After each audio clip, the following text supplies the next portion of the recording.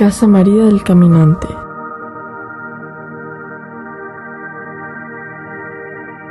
Invites you to listen and reflect on the readings of the day.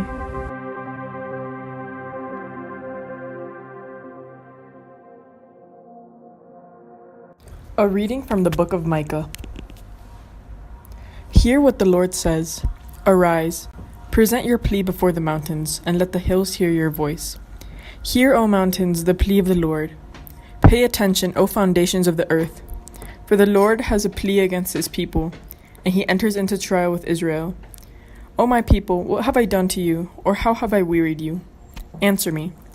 For I brought you up from the land of Egypt, from the place of slavery I released you, and I sent before you Moses, Aaron, and Miriam. With what shall I come before the Lord and bow before God Most High? Shall I come before him with burnt offerings, with calves a year old? Will the Lord be pleased with thousands of rams, with myriad of streams of oil?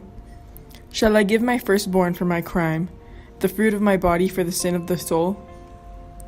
You have been told, O man, what is good and what the Lord requires of you, only to do the right and to love goodness, and to walk humbly with your God. The word of the Lord. To the upright I will show the saving power of God. Gather my faithful ones before me, those who have made a covenant with me by sacrifice. And the heavens proclaim his justice, for God himself is the judge. To the upright I will show the saving power of God. Not for your sacrifices do I rebuke you, for your burnt offerings are before me always. I take from your house no bullock, no goats out of your fold.